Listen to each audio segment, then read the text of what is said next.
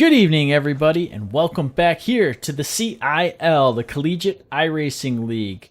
Back for Season 3 here tonight, and joining me up in the booth once again for another go-around is Josh Crane and John Price. And John, welcome back. Yeah, thanks, Jarrett. Back here at Daytona on the road course. So combined oval road action here to start it out. Followed up quickly next week by the oval side returning back to the same location, Daytona, but obviously running on the oval. Only that time running underneath the lights here at Daytona. Josh, I can't wait to get this one started. Well, neither can I, and it's been a little over a month for us without our weekly dose of collegiate motorsports action here. So, yeah, I was missing out, getting a little bit worried, but we're back in full swing, guys.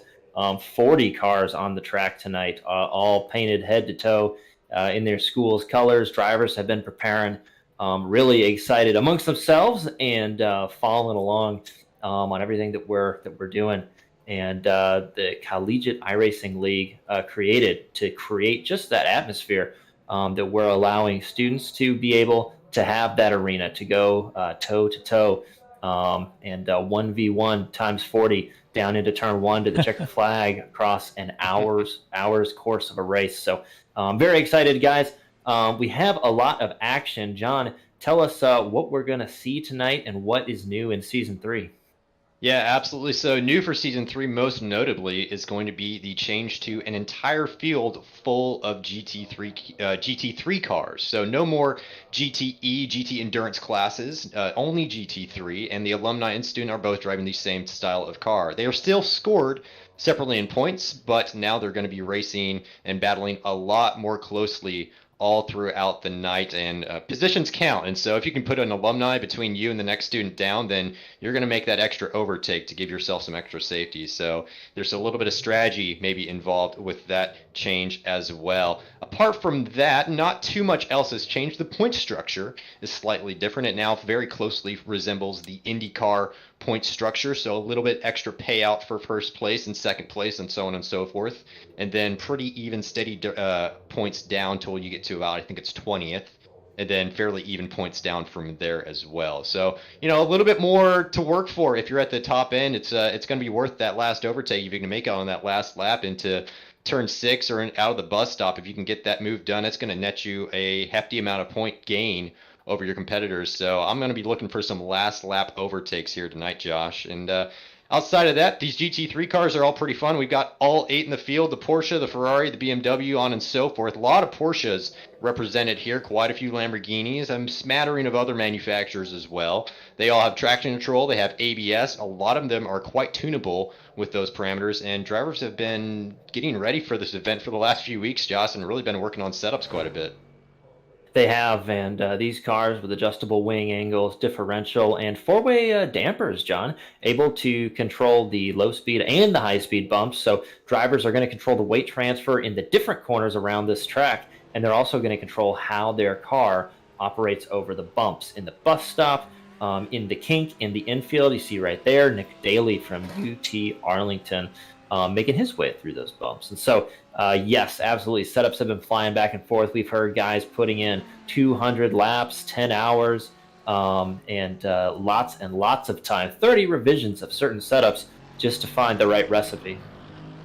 Yeah, just to find the right recipe. And these alumni out here on track right now, they get the first 10 minutes in qualifying, and so they will be finishing up their laps here if they're not already on their last lap. If they do not cross the start finish in the next 15 seconds by my clock, then they will not be allowed to start that next lap. But as it sits right now for your top 10 in the qualifying for the alumni, we have Avery Walker for Virginia in P1 right now with a 44.6, a pretty good time. Josh, I think if we get really lucky, if somebody hooks up a perfect lap, there might be a 43 out there, but it's very nip and tuck. It's going to be pretty tricky. So there on your screen, you can see the rundown there. So Nick Daly for UTA in second for the alumni, just a 10th off, exactly 1/10 off of Avery. And then Jeremy Rogers, last season's alumni champion for A&M University, just 3,000ths, 4,000ths of a second off of Nick Daly's time for that A&M machine. Everybody else getting ready to run out here. And Jarrett, what are we looking for with the students here as we head out for qualifying? Yeah, so you see it right there, that big train of cars, and you guys mentioned it a little bit earlier at Daytona. You have that road course and oval aspect. So the guy's going to make use of a little bit of draft here, and that's totally allowed in this kind of group qualifying that we have going on. Everyone running the same car, but if you can get a little drafting buddy here as you're going to watch Sean Valendia go out onto the oval portion, your lap's going to increase quite a bit. So it'll be interesting to see if anyone can break into those 143 times here in this qualifying session. Josh? Yeah, it will be exciting to see. And I enjoy that we have now a range of cars in that same class, guys.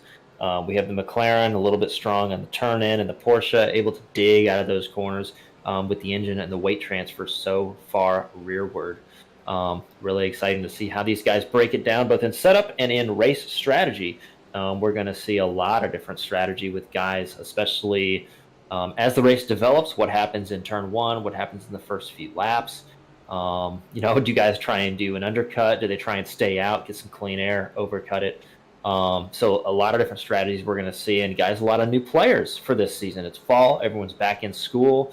Everybody has stuffed their rigs in their dorm rooms and their apartments. And some are coming to us from their school's esports platform. So we have a range on track. We have a range off track. And we're going to see where the benefit is tonight. Yeah, that's for sure. We've got plenty of action to come. A lot of new drivers in the field, as you mentioned. I counted up over 13 new drivers, and that was before the entire session had filled up earlier. So that's quite a few there. That's going to be pretty wild, I think, to see how these new drivers get to grips with this sort of series. And a lot of these guys are pretty well established. A lot of the alumni have been in here for quite some time now, dating back to all the way from the pilot season about this time last year. So a lot of guys know how everybody else races in this league, and for those new guys, they still have yet to figure that one out. But in terms of how they're going to attack this track tonight, there's a couple key corners for me on this circuit. First one, turn one, very tricky corner. It's a downhill braking zone. You get a lot of bump on the transition from the oval portion. I was right on board with Sean Campbell, and I guess we'll just go for a lap with Sean Campbell now, as he's probably preparing to start his first flying lap. He'll pass the line now. We'll see if he continues it, and it looks like he does. So this is down into turn one. There's the transition to the oval. He's going to swing wide outside, get it late turned in, carry a lot of speed through that exit, and then use up all of the track there on the exit. So he caught up with the apex there earlier. Now he's going to swing back over there to the left-hand side. This is for the International Horseshoe, down to second gear, get it on top of that yellow curb on the inside. A little bit of oversteer on the exit. We see the McLaren doing that in a number of places around the track. That's probably a combination of driver and setup for this particular car. Cut it back over the dog leg, a little bit of tire on top of that yellow curb, and then right when those cones start on the right-hand side, hard on the brakes, get to about mid-track, then turn in, hug that apex pretty tightly, and then gently squeeze that throttle in for the exit of turn 5. On to turn 6, where that access road starts on the right-hand side. You're going to hit the brakes there, get the car nice and tight on the corner. If you can take a very short line through the exit of this corner, you can carry a lot of speed. The bumps are really minimized if you choose that line through here. And now on to NASCAR's turn 1 and 2, and he'll even out here. 31 degrees of banking. It's quite extreme for these cars. Not a lot of GT3 cars experience tracks quite like that. And he's just going to minimize that distance, try to take the shortest line possible directly to braking zone. Looking for that pull there on the right, braking down to 4th gear, leaves it in 4th for the bus stop. Good amount of mid-rotation there, takes the right amount of curb over each curve. Could probably get away with a little bit more, actually, if anything. And then it's all about carrying that speed onto this straight, onto NASCAR turns 3 and 4 as he heads down towards the start finish. No toe on this lap, unfortunately, for Sean Campbell. Don't know who's behind him at the moment. Looks like this was a clean lap just for him. We'll see where this goes. This is a bit of a benchmark time for a lot of the students. We expect Campbell to be pretty far up the field. And so Campbell sets a 44.3 on his first go without help. Guys, I think a 43 is certainly possible if somebody can time that draft correctly. Yeah, I think it certainly will be, and you have the high banks, a lot of room for draft. We heard that cars being about within a second interval, second back, or 1.2 seconds will be within that draft range. And then if you're going to do a qualifying lap, you want to make sure you start your lap far enough back so that you can take advantage of that. It doesn't help to have a big set of momentum and then get stuck. Looking here now, you saw Constantine from the University of Illinois, and then we see another come on to the NASCAR turn 1 back onto the banking for one of these big draft zones. You can see University of Clemson behind, right? University of Clemson looking for that toe that we just mentioned, get a little bit of draft and help down into the bus stop. 33 car maybe even trying to break that draft a little bit, but Going to be a lot of strategy here, guys, and a lot of mind games.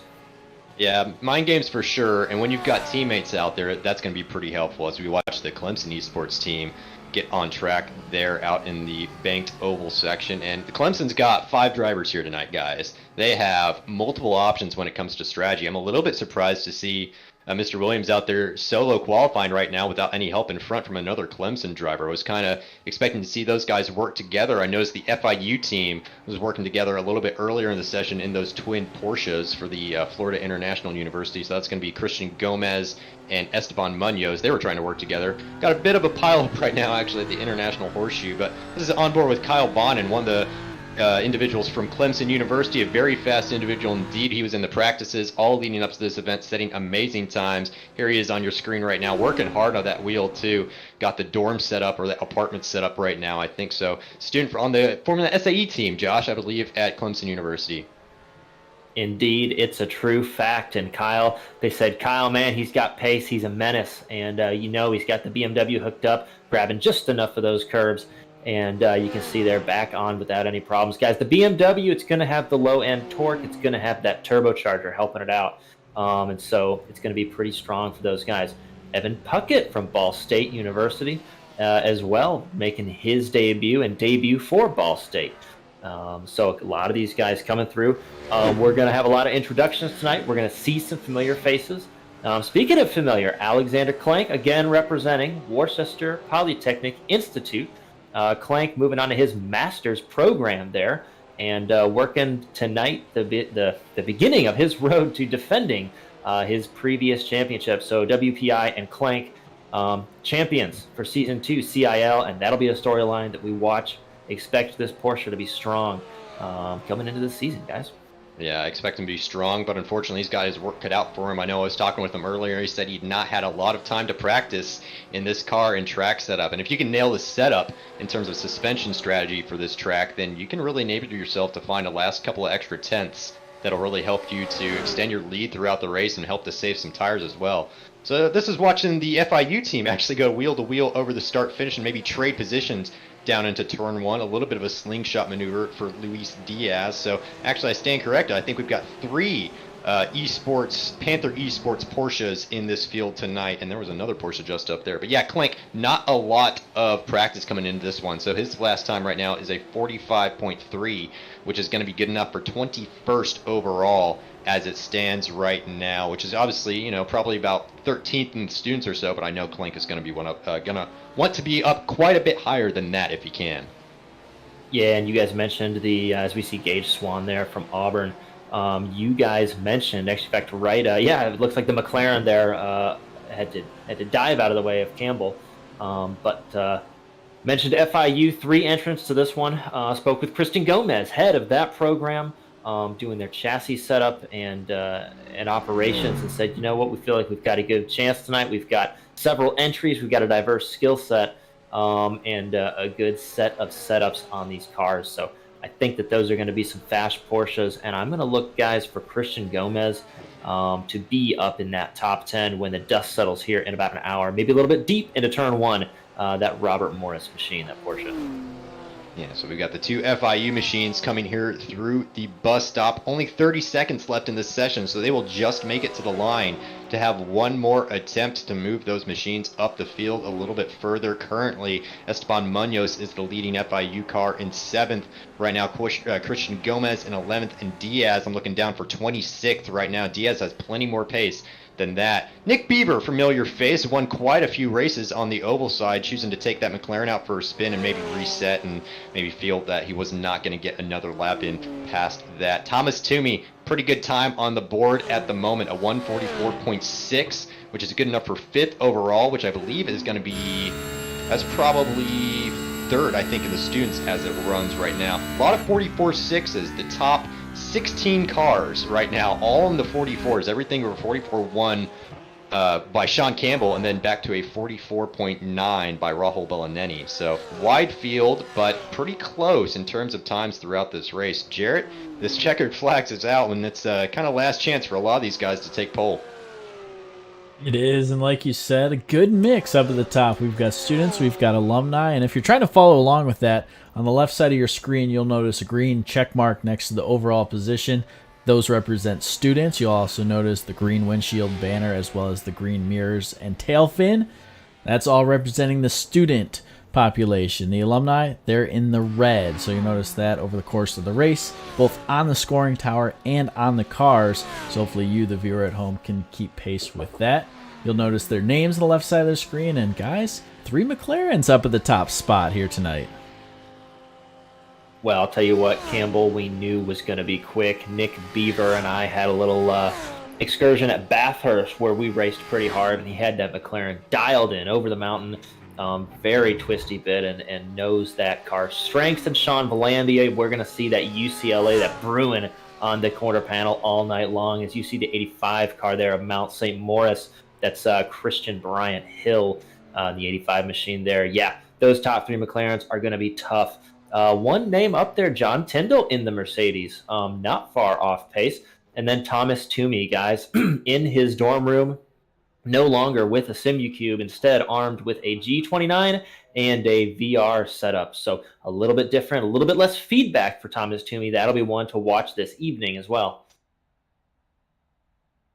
Yeah, and I can't stop looking at Sean Campbell's time. He outqualified Nick Beaver by over 0.4 of a second at a road course like this, and without help. I'm assuming that fast lap was the lap we were on board for, actually. So good timing on that one.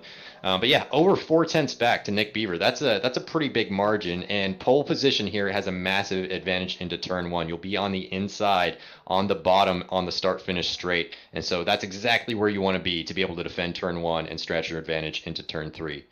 So, Jarrett, I've got a few seconds left in this qualifying session on my screen. It's just finishing up, so I think that is our finished qualifying order.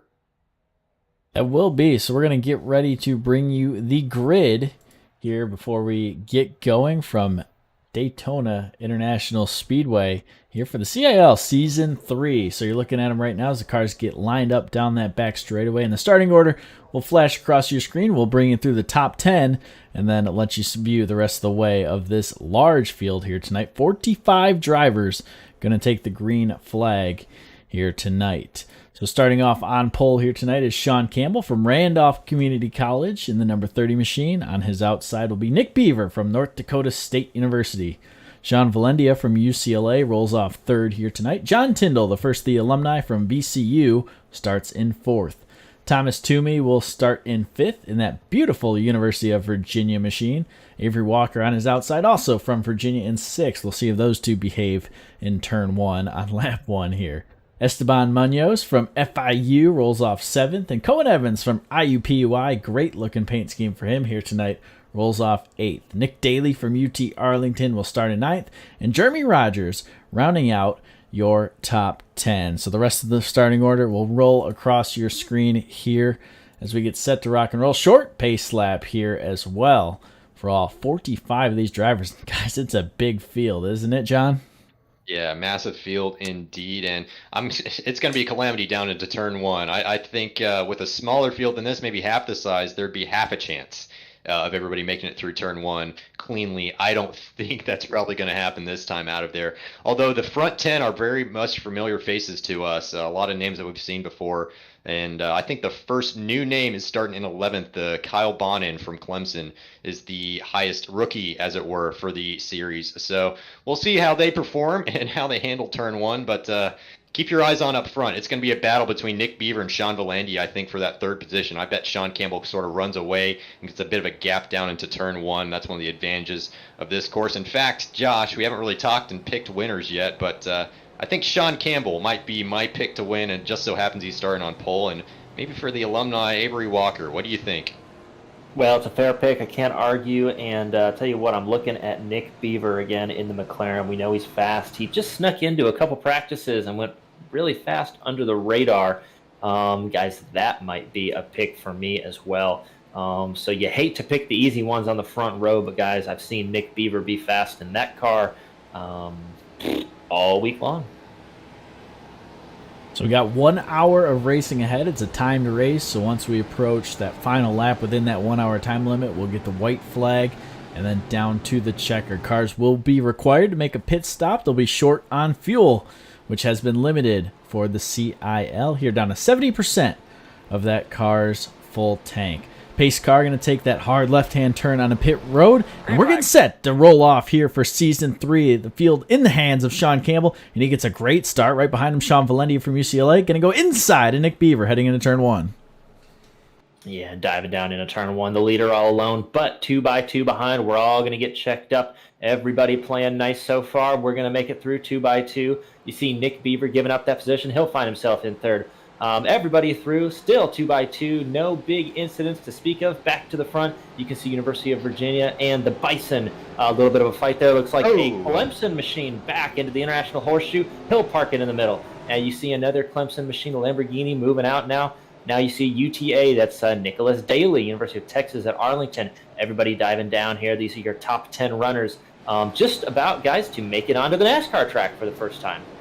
Yeah, making it on the NASCAR track, and Campbell's got an 8/10 advantage over Valandia at the front. Valandia with a 9/10 advantage over Nick Beaver, so we'll see if these two McLarens can maybe break away a little bit and get some gap to the rest of the field. But your top 4 right now are all students: Campbell, Valandia, Beaver, and Toomey. Toomey for Virginia holding up the 4th spot. So John Tyndall in the Mercedes is our highest alumni at this moment, and now everybody is single file into the draft, trying to get out there and see if we can get any overtakes down into the bus stop. So the Porsche, the Panther Esports machine, going to go down and try to defend from the top side, going to sweep back in front and eliminate that overtake from any possibility down the bus stop. The UTA machine wide in the bus stop, going to hand over a lot of positions and take to the grass to avoid getting in the way of too many other people on the track, but that's going to jumble up this field a little bit further back, Josh.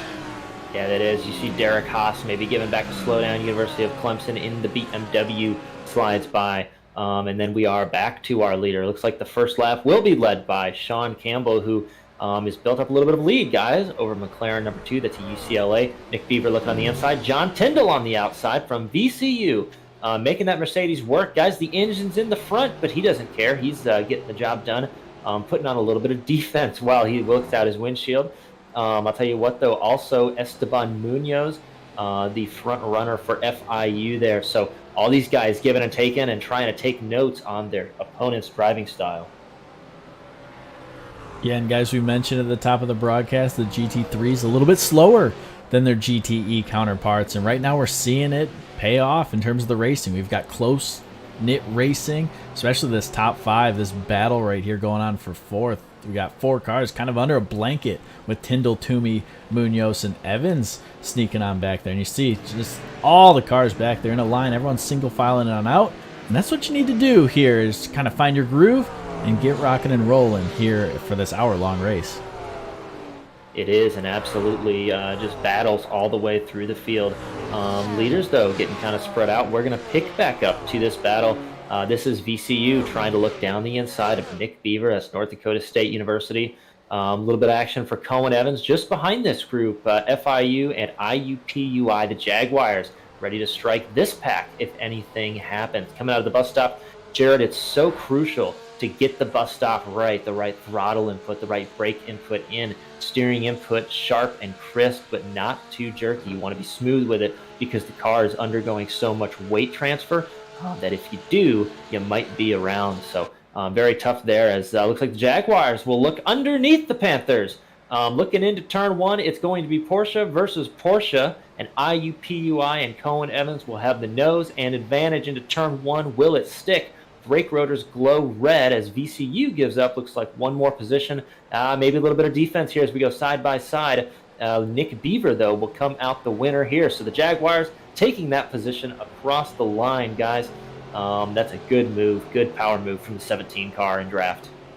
Yeah, 17 car looking pretty good right now. Got a good train right here, a good group of 6 cars or so leading through the dog leg. The front end of these cars is going to wash out a little bit as they go over the dog leg, and you'll get a little bit of understeer here on the entry of the corner. So guys are washing a little bit wide at this point. They do have to keep in mind that they want to preserve these tires. It's going to be probably one set of tires through the end of the race, as we're on board with the 65 Panther Esports machine right now, coming on to turn 6, one of the most crucial turns for setting up a great run down to the bus stop behind the other Panther Esports machine, number 9, Esteban Munoz. So Munoz and Gomez maybe trying to work together a little bit, sitting pretty well up right now in top 10, 7th and 8th for the FIU team right now as it was, but Gomez a little bit far back to make a move. So now up at the front, this is UCLA, and Sean Campbell going to give up the position before they get to the bus stop. Now Campbell likes to do this move. That way he's going to get a great run out of the bus stop and retake the lead before turn 1. It's very likely, or I think another alternative might be he's trying to save a little bit of fuel now, Josh. He can utilize that draft and maybe shave a little bit of time at that pit stop. We'll see if he sits here and what he does.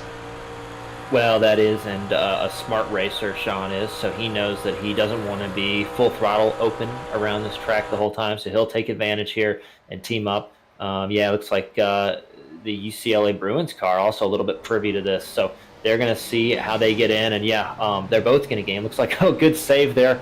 We just catch up with Nick as he catches up with his car. Those two guys trying to run through. And they'll be down out of the S's now into turn 3. Looks like VCU looking underneath the Porsche. They'll stick a nose, room given from the 66. That's Thomas Toomey in VR. So he sees 360 degrees where these guys are at. He does have the advantage into the kink. John Tyndall doesn't decide to fight it. And down into turn 5 we go. Yeah, into turn 5, the Porsche hot on the tail of Nick Beaver. So Toomey trying to close that gap up. He's letting Nick Beaver sort of get away from the leaders right now. So Landy and Campbell are just sort of running away from the rest of the pack while this battle goes on behind them. So Toomey 3/10 behind as they go onto the back straight. That should be more than enough advantage to get in front if he wanted to into the bus stop. I think if I'm Toomey at this point in time, I'm going to want to make these positions up. I'm going to try to get myself into a podium position as fast as possible and start hunting down Campbell and Volandia before they get too far away. If Volandia and Campbell battle, then they'll come back to them, but I don't think that's going to happen. I think Volandia and Campbell both know what's at stake there. But nope, not enough advantage to the Porsche for that draft. That McLaren is very fast in a straight line, and it doesn't look like any positions are changing right now in the top 9. Everybody's sort of single file. Guys are very closely matched on pace up here. So to get the advantage out of a corner generally requires the driver in front to make some kind of error, whether it be a large or small one, to get the advantage and get an overtake to happen. So now Sean Campbell still tucked in right underneath the wing of that McLaren as they head down into turn 1. Yeah, they are pretty close together. Looks like Sean likes to take that lower entry. I've seen him a couple times. He likes to be in that grass. Or say Sean Campbell would be. But it's the Bruins ahead as we go another lap. Looks like VCU, John Tyndall is around there. And Ball State also looking for an opportunity maybe to rejoin. So the 236 machine of VCU there as you see Embry Riddle slide by. Not sure what happened there. Looks like on the outside, maybe he just came off that banking just the wrong way. It's so easy to do. Yeah, a little bit tight. Looks like you got that car rotated. Maybe a little bit of help from the Virginia machine, actually. Might have to see another angle, but quite possible there. So, yeah, this is the same replay. Diving down into turn 1. That is the 66 of Thomas Toomey on the inside. Yeah, I think a little bit tight there from Toomey. And around goes VCU. And that will be one to look for. Yeah, that one may go under review here in a little bit. We'll have to look and see. You know, it's very tight down into turn 1, so any issuing of penalties down to that corner, you have to kind of keep in mind that turn 1 is naturally going to be one of the trickiest corners to go side by side in. The cars are very unloaded. You've got the transition from the oval to the flat portion of the rest of the infield, and when you hit that transition, the cars, they react in very different ways. The Porsches tend to get a little bit oversteer. Some of the other cars can pick up some understeer. And to go side by side through there requires a lot of skill, and maybe just 1% too much was required there. It was a very slight tap on the rear end of that Mercedes. But now we're looking at Justin Roberts and the Clemson crew here. Big wide stretch out onto the back end. UTA going through the cones down there on the bottom of the circuit. UTA in 18th right now, which I believe is going to be 6th or 7th actually now, as it were. He's in 19th for the UTA machine, 7th in the alumni. That is, but yeah, this big train back here. We've got 3 cars all tucked in. I think we're going to get an overtake into turn 1 here. So the the Porsche is going to go middle, kind of block up the top side from that Lamborghini going in there. Clemson is going to be able to stay in front. Everybody stays in file through turn 1 smoothly. A little bit of rotation there for the 14 machine as they come through turn 1. He got a lot of rotation as he got on the power there. Now down into the International Horseshoe. Another great opportunity. Porsche's going to stay on the inside. He's going to give him the space here. A lot of space being given. Pretty nice driving, I would say. The Porsche is going to get a much better exit out of here and probably have the line down through the kink and into turn 6. Yeah, a lot of these guys showing a good amount of skill here. You see Clemson in the BMW, and then also in the Porsche there following ahead. That's Avery Walker. That's University of Virginia. Sorry. Jamie Lawrence is behind in the 007 machine from San Diego State University. So a lot of diversity here as we get back up onto the NASCAR banking. Talk about the advantages that Porsche. I'm going to have a pretty good tow, pretty good situation down into the bus stop, but does he want to use it there? Does he want to wait till he's past the bus stop, coming to the line, and maybe he can try and escape off into the twisty bits where that Porsche will excel? Yeah, the Porsche certainly does excel on the infield. Mostly it's really great under exit. As you guys go side by side into the bus stop, Jamie Lawrence trying to get that Porsche turned. Can't quite go too wide, especially when you're outside there. I think he had enough space, but maybe just a little bit too much ambition. A little bit more ambition than adhesion, as Martin Brundle usually says. And then back up at the front, Nick Beaver and Thomas Toomey are side by side into turn one. NDSU very wiggly on the entrance. That's the upset. That's how upset these cars can get on that transition from the oval to the infield. Nick Beaver just losing 3 or 4 positions due to one mistake. Toomey up into third spot after that. Gomez up into fourth, and Cohen Evans up into fifth. So now we've got the Clemson machine of Kyle Bonnet defending from Jeremy Rogers right now. So Rogers, the highest running alumni in the field for A&M. That McLaren, we've seen it be pretty quick on the straights, but that BMW also has excellent speed on the straights. He's got Esteban Munoz in front of him for company. Munoz with a 1.7 second gap in front of him. The Clemson machine a little bit deep into turn 5. So that's a little bit of a mistake from the Clemson machine. Just a little bit too late on the brakes, maybe a little bit too late of a turn in. And now he's going to be on the back foot as we come through turn 6 and onto this back stretch. Yeah, and the A&M machine making that McLaren work again. You see Embry Riddle, and then looks like John Tyndall behind Embry Riddle there. So he got that machine righted, turned around, and now these Mercedes guys, big horsepower from Mercedes and good sounding cars, gonna dive down into the bus stop. Looks like John Tyndall gonna look along, gonna go the long way around on the outside. He'll be side by side. Embry Riddle gonna look to defend as Alex Jensen. Will he give way? He will give way. He says, nah, I'm gonna get this draft next time by, and we will have to see if he brings with him Avery Walker and the BMW. Actually, looks like Avery Walker will be around. Around in the bus stop. We talked about the bumps are critical. Justin Roberts now going to be in the BMW, followed by Nick Daly and Mickey Chu. Mickey Chu also from the University of Wisconsin, as we see Nick Trollman fall down the leaderboard just a little bit. Maybe some contact there, but yeah, you're looking at Mickey Chu from the University of Illinois. Yeah, and it looks like Nick Daly's going to be able to execute the overtake just up in front of us before we get to turn 1, though he's on the high side, so the advantage is going to be to the BMW, to the Clemson car, down low, and UTA is going to have to hang it around the outside. Not quite enough grip around the outside there to make that move happen. He had a great closing speed over the line, but that Clemson car defended extremely well. Justin Roberts, knowing what the optimal line is, Daly sends it into the International Horseshoe. A little bit too late on the brakes, going to loop it around and lose a whole handful of positions. Just a little bit extra ambition than what can be offered in that braking zone. Very easy braking zone to get it wrong. Elects not to use reverse gear, not to drive into oncoming traffic, so well done there. Safe rejoins, we like to see those. But a little bit too ambitious under brakes there. So a little bit further back in the field, some new names. We've got Hill battling with Haas and Clank back here in 28th. Didn't expect to see Clank's name so far back here, but after all, he was involved in a first lap incident at this very corner. Actually, he got turned around by another Clemson car coming across the track backwards. So unfortunate for Clank's early championship hopes at the moment. But this is Hill with I'm going to struggle with some of these newer names here tonight, guys. A lot of guys I am not familiar with yet, but Haas in front, Hill behind, and Diaraggio just behind them in 31st, and Ratliff not too far back as well in one of the 2 Audis in the field. So no Fords in this field tonight, Josh, but a couple of Audis joining us. No, that is correct, and always looking good from Pittsburgh State, Scott Ratliff. Making a good show out here, and guys working his way up the field, about to crack top 30. So always good to see it. And looks like back at the front, Valandia and Sean Campbell trying to get a move on here. And so you are going to see these 2 McLarens probably throughout the night try and figure out what their strategy is and how they best want to get around these corners. See a little bit of traffic there in the St. Louis machine, one of the Lem Cool brothers. Looking here, you see Christian Gomez putting on a good show and a little bit of defense there with the University of Virginia Cavalier. That's Thomas Toomey, who has apparently made that G29 work. He was telling me he wasn't sure how it would be, but he's up there. And then Christian Gomez, again, said, I have a good feeling about tonight. I think we've got something for these guys. So very exciting up at the front here.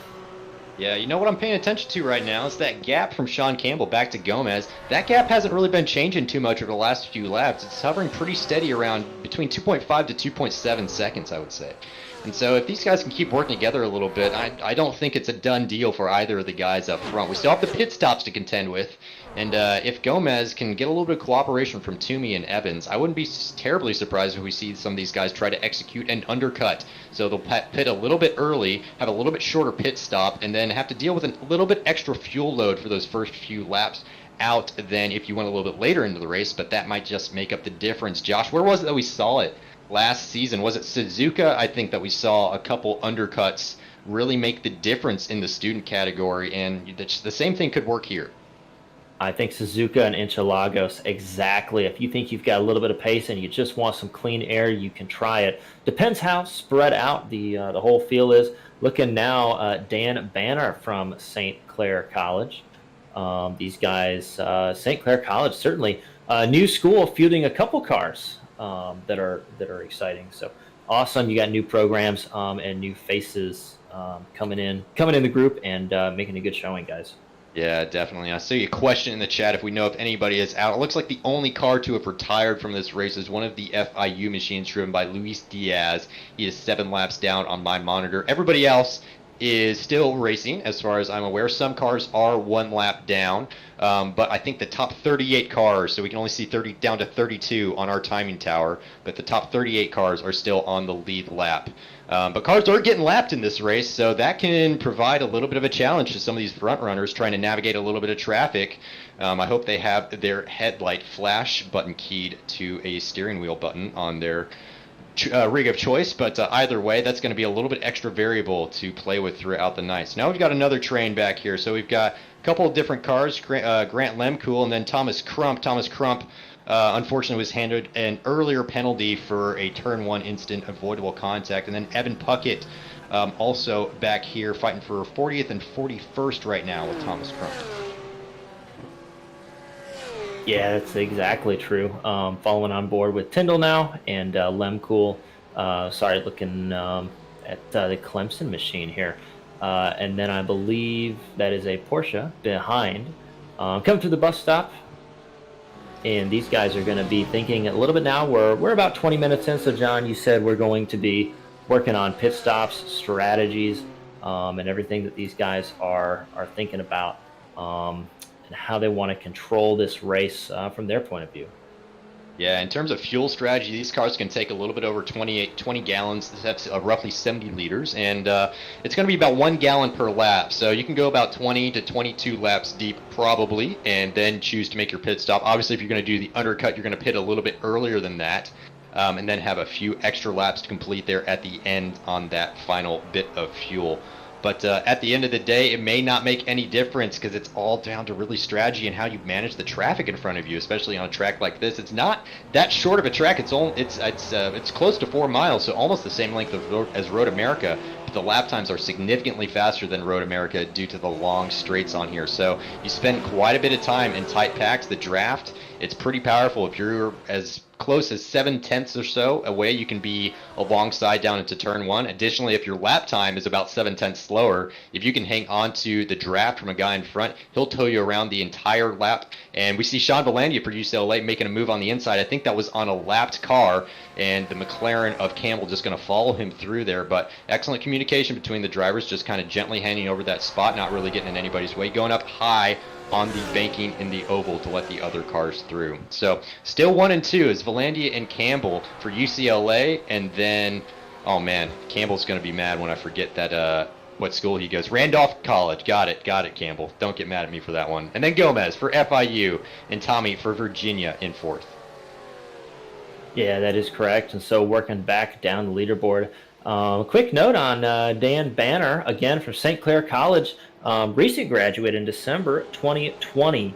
from that group, and the esports administration and entrepreneurship guys. We love to see that. That was his major, and now the broadcasting supervisor for that organization. So getting a little bit of time behind the wheel.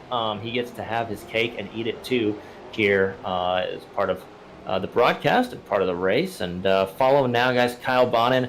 Almost my pick to win. I was torn tonight, guys, but putting on a strong show, and he's got that BMW hooked up. In fact, one of two BMWs in the top 15. The other one being 15th, Justin Roberts, also from Clemson. So, maybe not the track for BMWs, but he's got it set up, guys, and he's making it work. You see that Nick Beaver there also chasing down Jeremy Rogers from Texas A&M University. So a couple of McLarens here. Yeah, I think the guys figured out pretty quickly early on that the Ford was not the car to choose for this track. Apparently the Ford had quite great top speed earlier on, but not so much anymore. It seems like the BMW might be the fastest car in a straight line, maybe closely followed by the McLaren, but that Porsche with its really strong exits, it can kind of neutralize any of that advantage, even at a track like Daytona, where you think that it may not matter because the straights are extremely long, but still corner exits are king on this track. As we head through NASCAR turns 3 and 4, Clemson on the tail, Bonin on Munoz right now. Bonin going to try to go maybe to the high side. He should be alongside, I think, before the time we get to turn 1. He's going to go to the outside and try to challenge this Porsche down into turn 1. Start finish straight now. Munoz going to squeeze him up high, try to slot back in front. I think Bonin's going to give him the space, not going to challenge for position too early. We're only 21 minutes in right now. So, Jared, I think these guys are trying to bide their time a little bit. They know they don't want to risk their cars yet.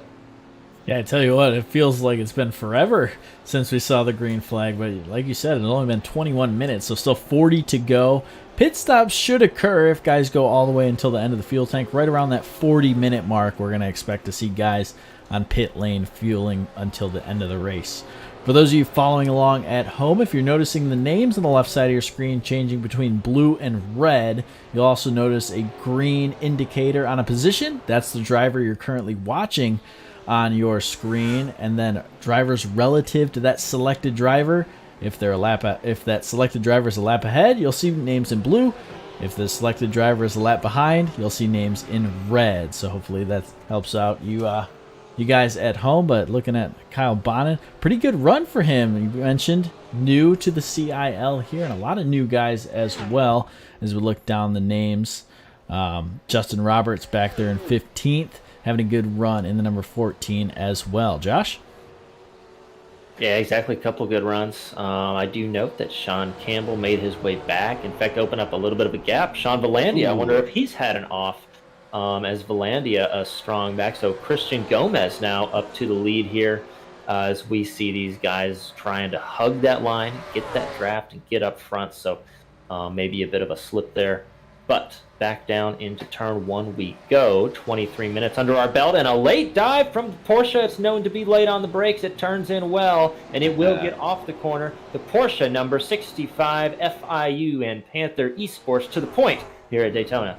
So a big shake-up now at the front. So Valandia has led for most of this race up to this point. Is now the end car in this train of 3 right now. So Porsche, McLaren, FIU, Randolph, and UCLA, your top 3 as it runs right now. That Porsche, phenomenal into turn 1. Great on the brakes. Going to have to defend a little bit here into turn 5. The McLaren's going to give the space. Porsche turns in on top of that apex pretty decently. Looks like tire wear not a factor yet, though overheating tires may become a problem a little bit later in this race. But Campbell's probably not going to let this Porsche get away with it for too much, because now Valandia is behind him. With 3 cars battling for the lead, I expect these guys to change position a little bit more. And so a little bit further down the field, I know the guy that's watching this and absolutely loving it is going to be Thomas Toomey, sitting there in 4th right now, that Virginia machine. He wants a podium for this race, and he's 7/10 back right now, well within the draft of Valandia. So now this lead pack is no more. It is now a lead duo is no more. It is now a lead pack, in fact. And so we've got a bit of a change about 25 minutes into this race that I don't think we expect to see quite this early. So maybe it was Valandia early on getting a bad exit out of bus stop or something like that. Maybe he went door to door with Campbell. I'll have to go back and check, but they lost 2.5 seconds to this group now. Yeah, these guys all now biding their time. We talked about saving a little bit of fuel. You wonder if Gomez has saved any fuel in that Porsche in the draft. The McLarens now certainly get to do that. Going through and trying to see a little bit of a move up to the top, a little bit of defense, but ultimately it's going to be getting in. And it looks like even a little bit late on the brakes is the Porsche. So into turn one, guys, those cars rotating really quite nicely. So it seems as we follow on back here, looks like some trouble there. Maybe not communication on the radio as we go back through these leaders trying to get around lap traffic here.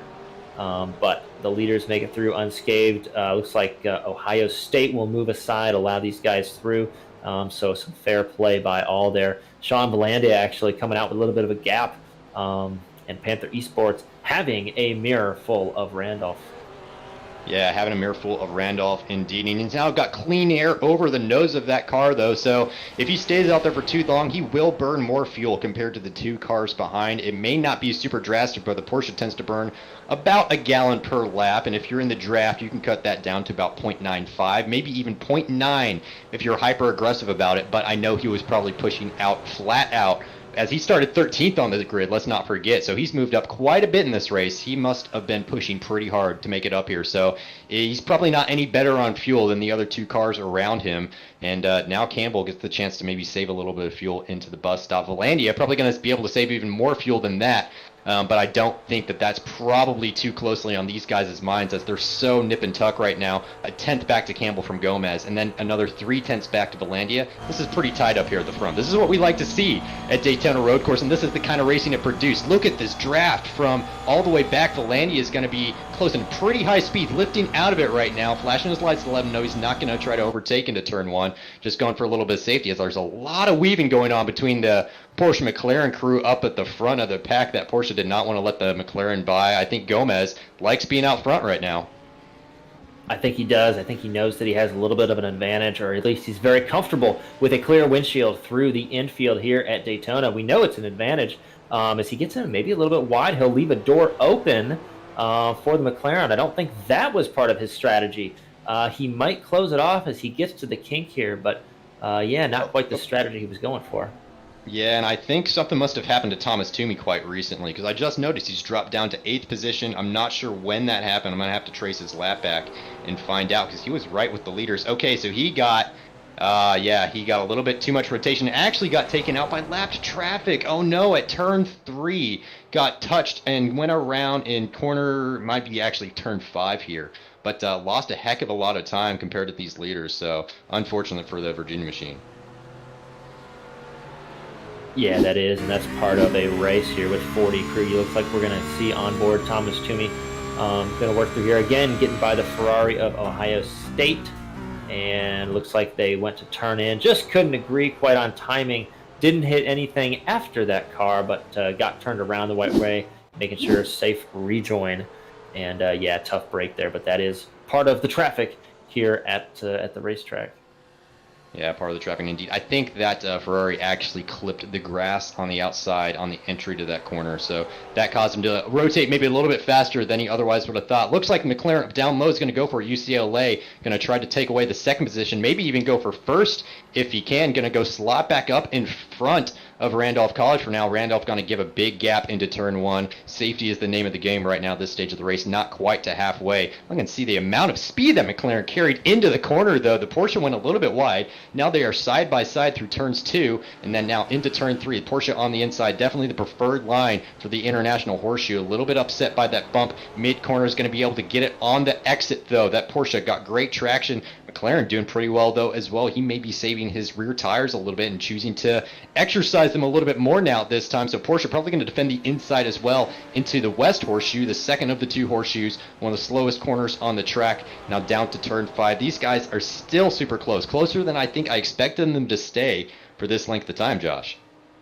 Yeah, you know what? They have been battling hard on the banks, but they've been working together to not allow some of these guys to catch up. Look at 4th place, Cohen Evans from IUPI. 5th place, Jeremy Rogers from Texas A&M.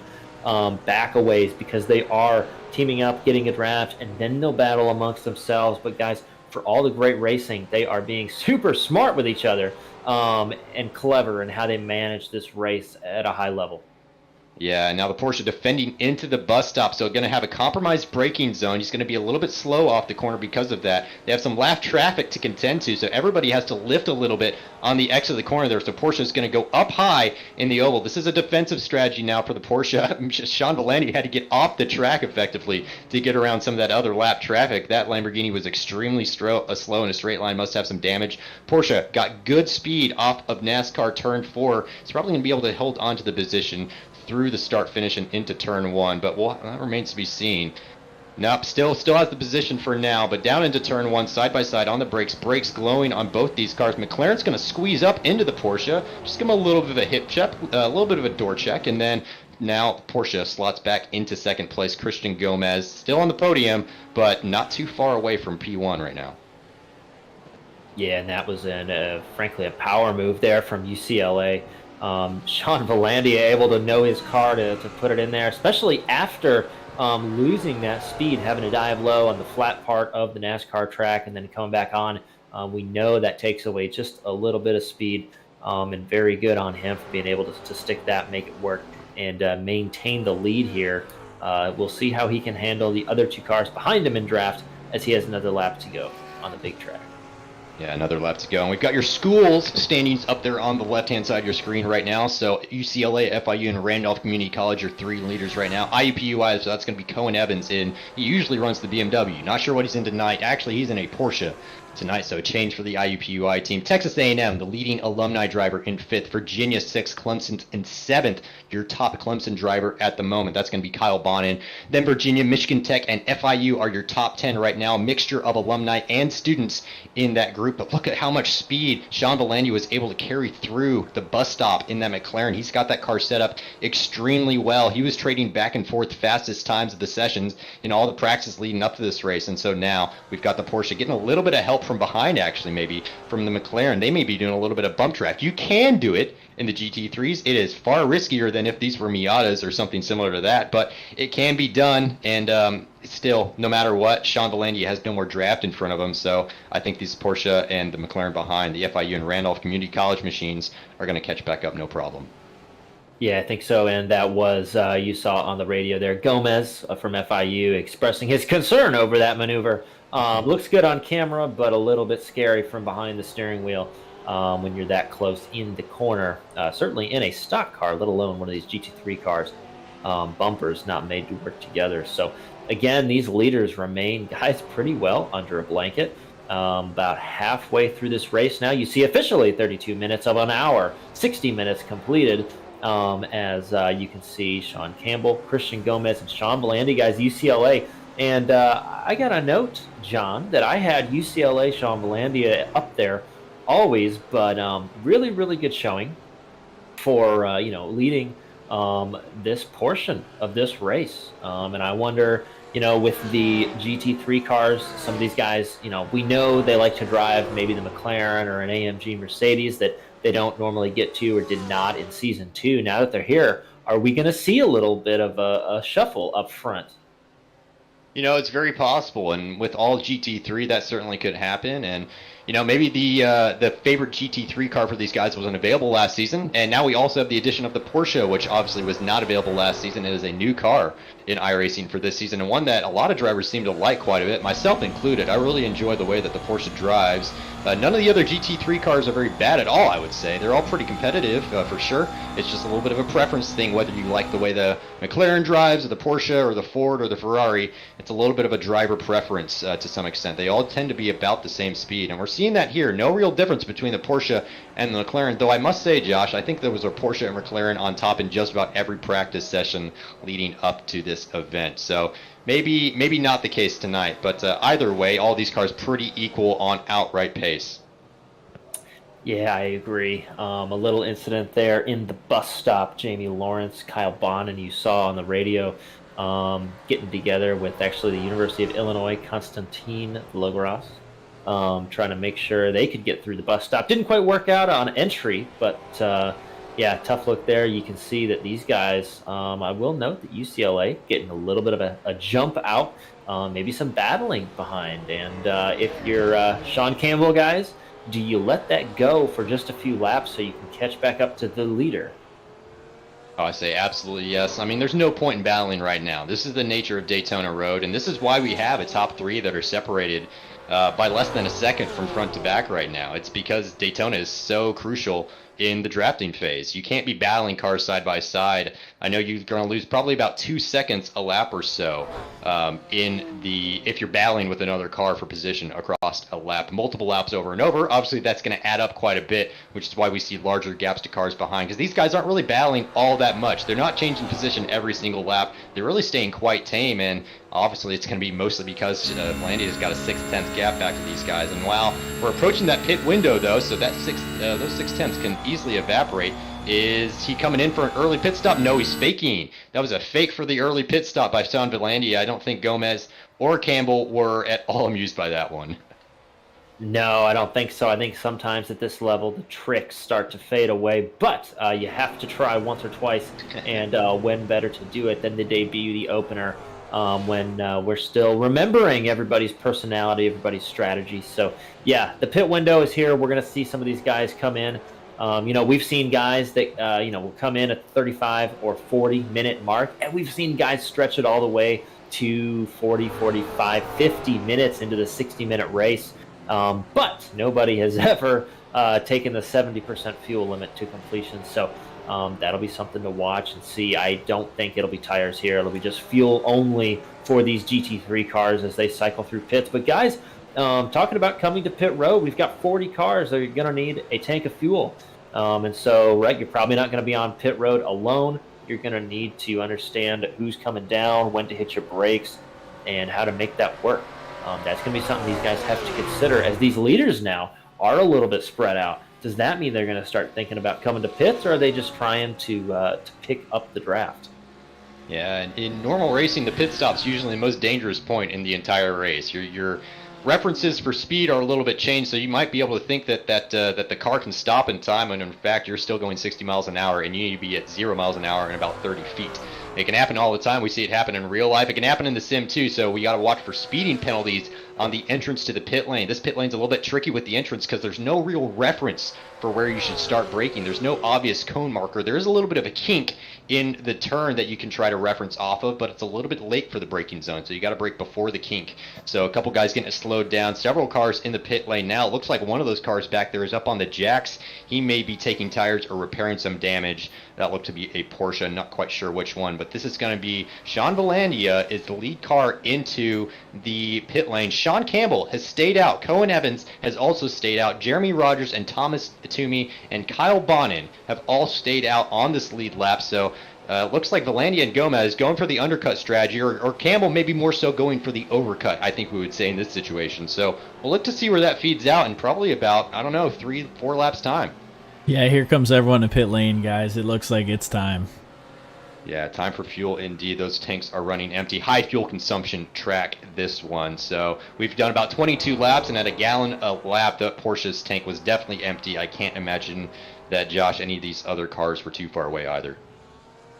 No, I don't think so. And you can see now on your scoring tower, tons of shuffling and lots of cars in their pit box taking on that fuel. So that'll be some shuffling to watch. But at the lead, we have the Porsche, the FIU machine, Gomez, and then we saw your leader, the Bruins, come down.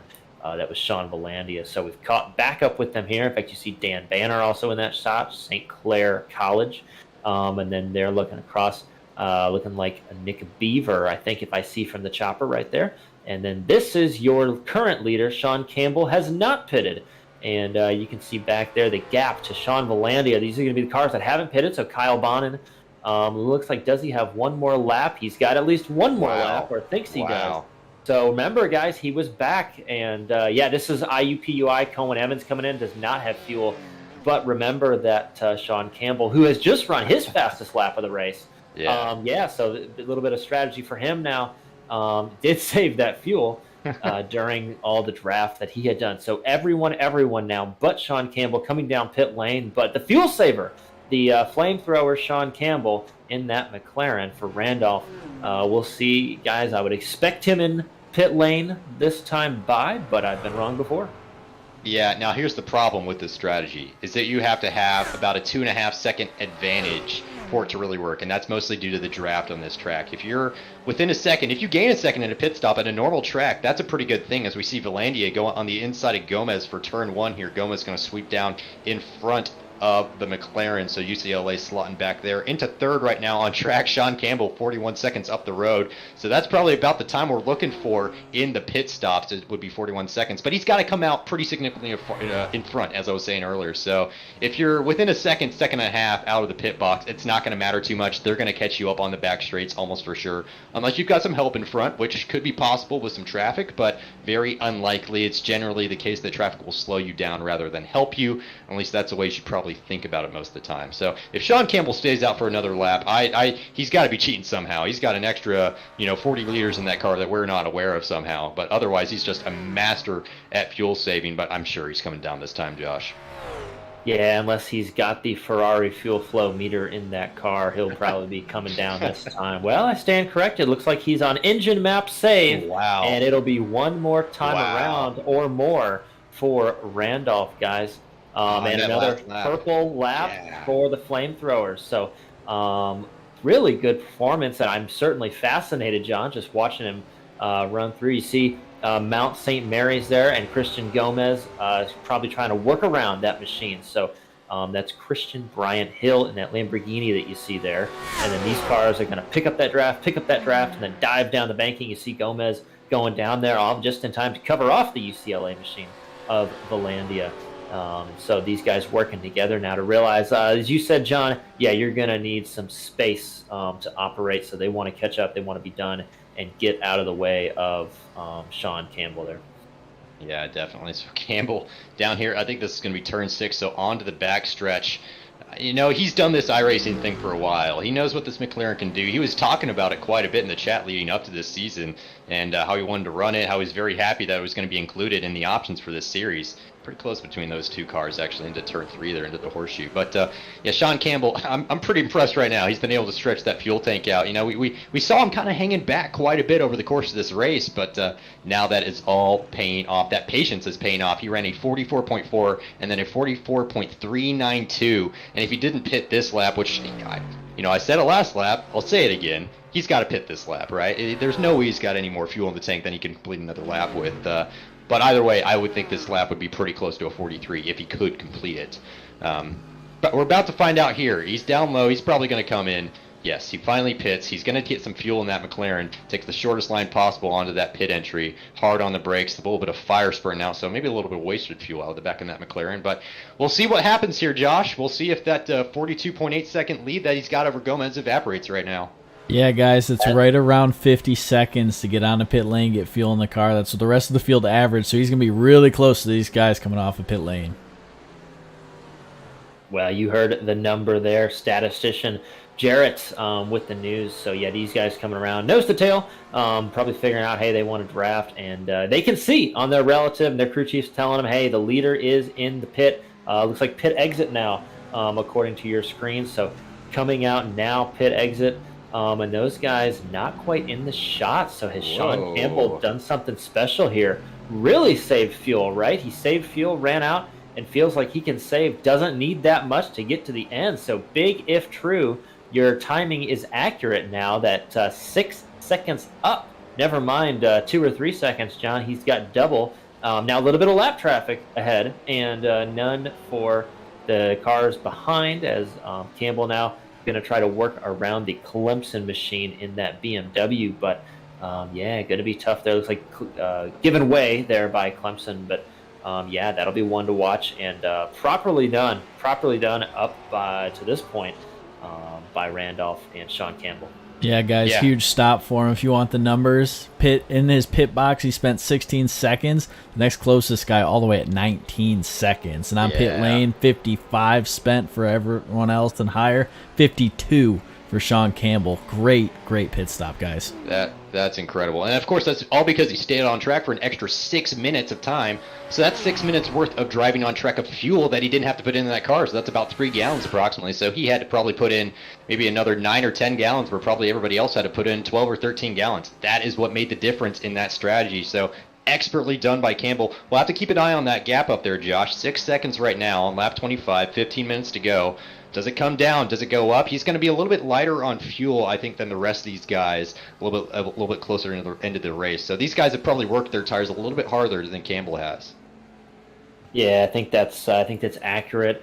And so going through and trying to make a strategy now. Do you race basically for second position, or do you try to band together? Still, guys, we're excited, but there's 15 minutes left. There's 44 official minutes completed of this race, so plenty of time to knock down this gap for something to happen.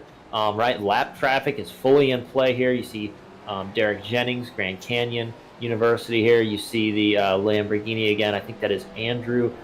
Maybe in the grass there. But that is the Clemson machine. So yeah, lots of things that can happen. That gap staying about 6 seconds. There you see IUPUI, and then Christian Hill and Dan Banner in the shot as well. So a lot of opportunity here left in this one. Yeah, plenty of opportunity left. So let's get a quick top 15 rundown or so. So Sean Campbell, who we've been talking about all night, leading the field right now. Here he is on your screen, getting past the Grand Canyon University car. That's probably going to be driven by Derek Jennings, I believe. And then Sean Gomez in second for FIU, closely followed by Sean Valandia. They've been pretty much paired at the hip for quite a bit tonight. Then Cohen Evans for IUPUI in the beautiful Porsche machine right back there. And then your leading alumni, Jeremy Rogers, he was saying he was having a hard time getting to grips with these GT3 cars. That man is a liar. He's doing fantastic tonight, leading the alumni field. And then Thomas Toomey behind him in the Virginia machine. Nick Beaver not too far behind them in the McLaren for NDSU. And then Avery Walker, your second alumni on the field right now for Virginia as well. Kyle Bonin, the leading Clemson car, that BMW up there, the fastest BMW in the field, I think, that we've seen so far tonight. Rahul Bolonetti for Michigan Tech, and then Esteban Munoz, FIU. Alex Jensen for Embry-Riddle. Derek Ekmanis for San Diego. And then two new names in this field. I think that's going to be Jeff Swan and Nathan Willey, both newcomers to the CiL and having a great time up there in the top 15.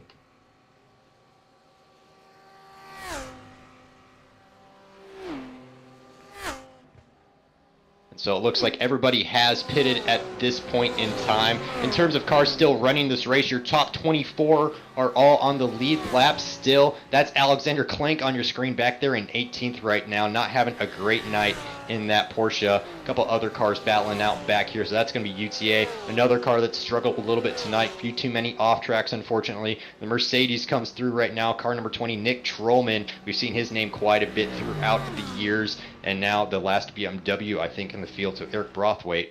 And so the only retirements, I think, in this field right now are going to be Colby Sherwood and Luis Diaz, and I think Grant Lemcool has just retired his car, and it looks like possibly Jamie Lawrence and John Tyndall too. I don't know if Jamie is still out there running or not, but it looks like 5 retirements in the field tonight, mostly names that guys were somewhat familiar with, unfortunately, for those guys. Yeah, a little bit of a race update there. We wondered how second position was going to play it.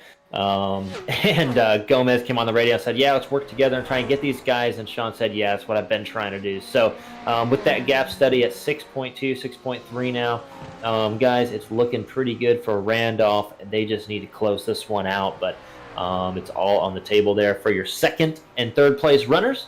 Not much right now for Sean. Yeah, not much for Sean. And, at this point, they might consider swapping positions around. Maybe with Valandia leading, they might be a little bit quicker over the straight. The McLaren, I think, has just a slight edge on top speed. The Porsche might be a little bit better in the infield, but there's no draft advantage there. So with the McLaren in front, the Porsche can just sort of hold station behind the McLaren and then get the advantage onto the straight and maybe do a little bit of push even. But yeah, they might try swapping those positions around. I wonder if Valandia might just get impatient and say, screw it, I'm going to take this position. Let's see if I can't run him down solo. But man, 6.3 seconds, that's a tall order with 11 minutes now left in the session. Yeah, last time we said that there was 4 more minutes left in the session, and I think we might finally be seeing the final running order of these guys and how they can pan out. John, I'll let you work between those two, see if Christian Gomez is interested in letting Sean Valandia, from UCLA around. I feel like that would be a tough sell there. So back on to NASCAR now. They will have a little bit of tow. That is the Grand Canyon University, the Ferrari of Derek Jennings. Not too many Ferraris in the field, John. We haven't seen as many, but We know it's a solid car. It's a stable car. We'll see if they can make it around before the bus stop. They will look to the inside. We'll see if GCU gives way. Everybody will play nicely down into the corner. A little bit compromised, and I'm sure that our leader loves that. You can see that gap now up over 6.5 to about 6.8, 6.7. So growing a little bit. And Sean Campbell's last lap times, 44.7 and a 44.7. So his pit stop lap, obviously quite a lot slower to 2:15, but his last 2 laps, his first flying lap and second flying lap, both almost identical lap times. And if we compare that to Christian Gomez's last 2 lap times, a 44.7 and a 45.2, and Vellani is probably not too far off of that. So looks like Campbell does absolutely have the pace to win this race and just sort of stretch out this victory. He cannot coast yet, I would say. That 6-second gap is not large enough to start, taking it a little bit too easy, but Campbell's a very clean driver. He doesn't make too many mistakes. Tends to be pretty consistent across the lap, so if he can keep that together, I think he's looking good for that top spot on the podium. Yeah, I would agree. And just going down the tower, we see Sean Valandia trying to make a play. We see Kyle Bonin trying to make a play on Avery Walker from Virginia. And going down, we see Nathaniel Wiley from Southern New Hampshire trying to make a play on Mickey Chu from Illinois. So all these guys, right? Doesn't matter where you are in the order. It's 10 minutes to go. And if there's a car in front of you, John, you know as well as I do that it's go time. Right now, yeah, Mickey Chu looking in the that white BMW behind. That is the Southern New Hampshire machine. So it looks like Mickey Chu has actually jumped in front in the Illinois in that Lamborghini there. So will it be the mid-engine V10 or will it be the torque machine, turbo power? In fact, you see there the FIU, the number 9 machine. So the other entrant, Esteban Munoz, there for Panther Esports. So all these guys up and down the field. And John, I'll say in our debut for season 3, really no calm part of the track. It's been exciting all over. You see Alexander Klank running 17th on his way to defend his title. And with 10 minutes to go, we said we're going to race. I think that these guys are going to race. I did note that Christian Gomez asked Sean Valandia not to do just that. He said, hey, you might damage your car, then we definitely won't catch him. But nonetheless, a little bump draft for good measure coming across the line, guys. I think they are comfortable enough with each other and with their cars to make that work. The gap down to 6.5 or so. That gap will be reduced as they go through the infield, but holding pretty steady at that number. Yeah, pretty steady indeed. And yeah, these guys are both demonstrating exactly how they know how the other one is going to race. Gomez is putting his car perfectly where he needs to. Valandia isn't making any unnecessary movements. And Gomez isn't defending too hard where he doesn't have to. That's one of the risks, I think, with a lot more amateur drivers. Not that any of these guys are amateurs. They're experts at this point with how much they've been racing on iRacing for this amount of time. But you'll see guys start to defend a little bit too early. We saw it last season, actually, quite a bit in Road America. Guys trying to take the inside line into the corner when they could have stayed on the outside and really opened up the entry because there was no chance at all that the car behind was going to make an overtake. But neither of these two guys are falling victim to that mistake right now. Sean Campbell's getting a little bit of help from, I think, a Clemson car just in front of him, so helping to open up that interval a little bit more, going to help with a little bit of a tow onto this straight, exactly where you want the tow. He's caught him at the optimal point to.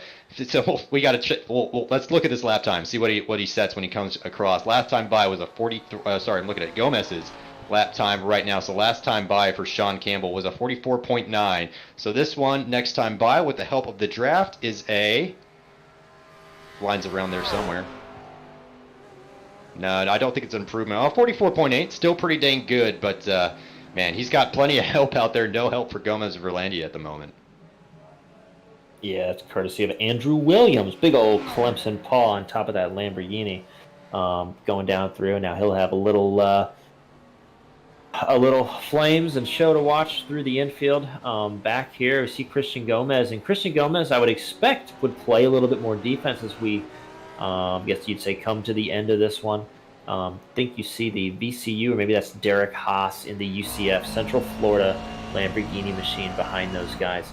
But yeah, these leaders are going to have to get it figured out. And there you see, so riding on board with Jeremy Rogers, Texas A&M. He's chasing down Thomas Toomey from Virginia, and leading this group of 3 is the Bison, North Dakota State. That is going to be Nick Beaver also in the McLaren. So these guys are going to be racing pretty hard. And these guys have been around. They understand how each other might want to race as we get to the checkered flag. So that'll be exciting to see as well.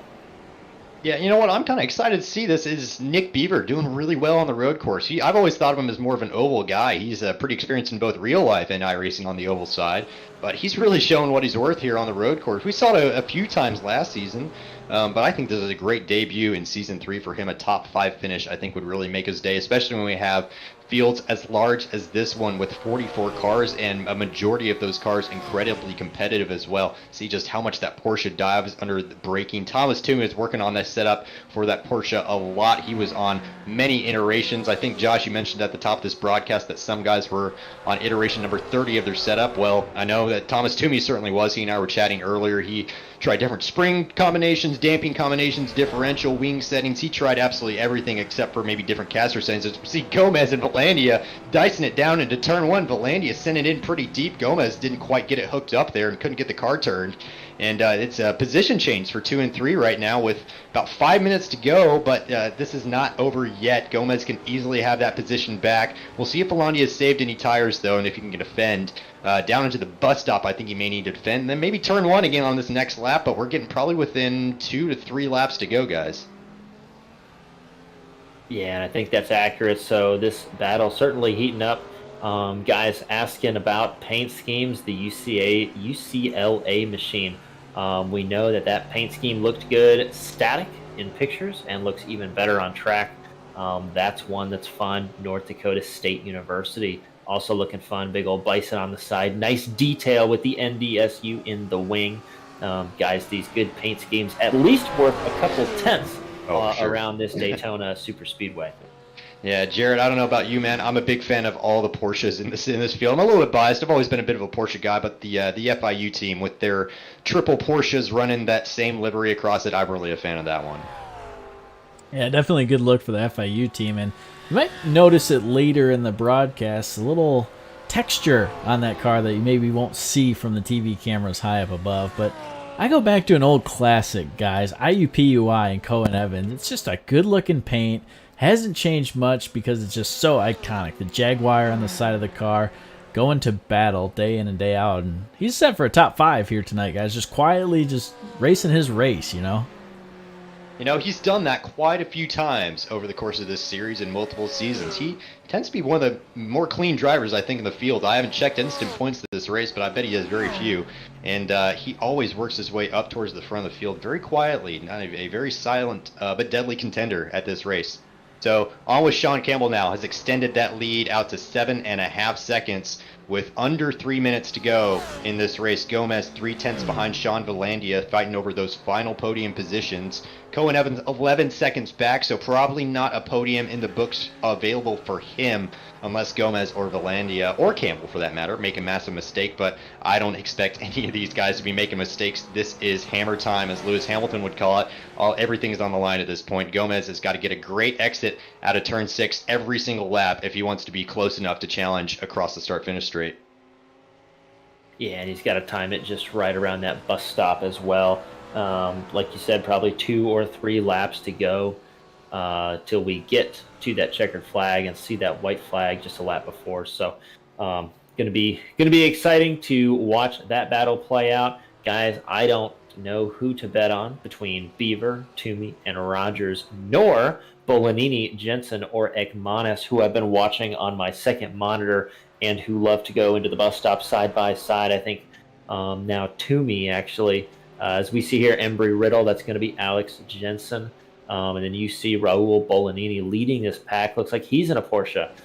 Derek Ekmanis then behind them. Gage Swan a little bit further back. So those guys working together.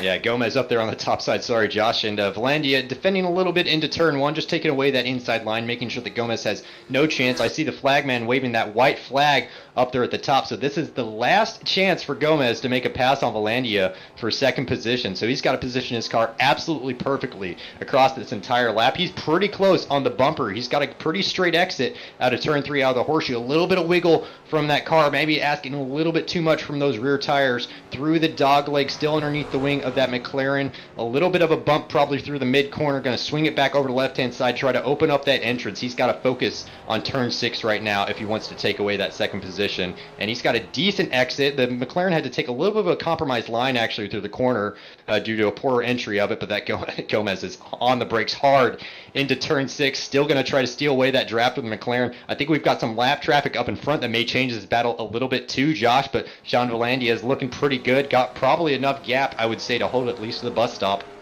I was going to say Gomez has a tow, but so does Valandia. UCLA about done with half of this InnoVetted white flag lap. They're coming into the bus stop. Looks like down to the inside. Will he make a late breaking move? No, just spook the McLaren a little bit. UCLA trying to gather it back up. Big bit of curb. Don't know if that was calculated for Panther Esports. Do they have the space back? He's got a gap. Boy, if that lap traffic wasn't there, that Porsche might have a shot, even if he was a little bit far back. But I think it's going to be Sean Valandia today. Never mind that Sean Campbell from Randolph has just crossed the line and is your winner by a definitive margin. So it will be Campbell, Valandia, Gomez. That's going to be Randolph and UCLA, and then FIU, guys, on your podium. Looking then like IUPUI, and then the McLaren of North Dakota State University going to round out your top 5 there. You see the Porsche of Virginia.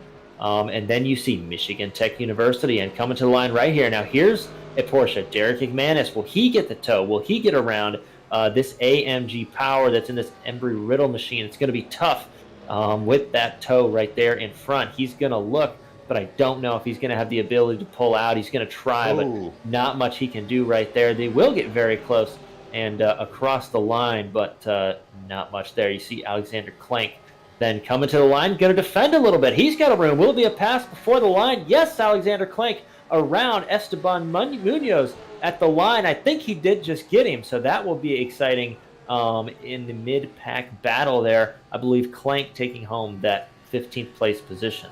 Yeah, that was a gap of 0.043 at the line for that top 15 for Klenk, so great job there for that last lap overtake. Gomez, unfortunately, not able to get it done on that last lap, and maybe just unlucky with that lapped traffic in front of Valandia that chose to tow him rather than just get out of the way. He's entitled to do that. If Valandia doesn't get right on top of his bumper, that car does not have to go anywhere. He is more than entitled to stay on his line, but that dynamically, I think, changed the course of this race in that last, I think, 30 seconds of the run. So Sean Campbell for Randolph Community College, our inaugural winner in Season 3, and he's got a healthy points lead, Jarrett, going into this championship.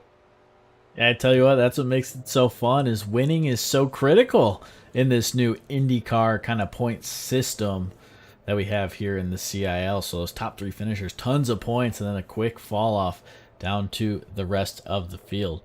As we wrap this one on up, we'll hear from a couple of the finishers, and the first of them is going to be Sean Valandia, who hops into the booth with us now, the number 51 machine from UCLA joining us. And Sean, it was quite a battle between really the top 3 all night long. That was so much fun to watch. How was it out there on the track?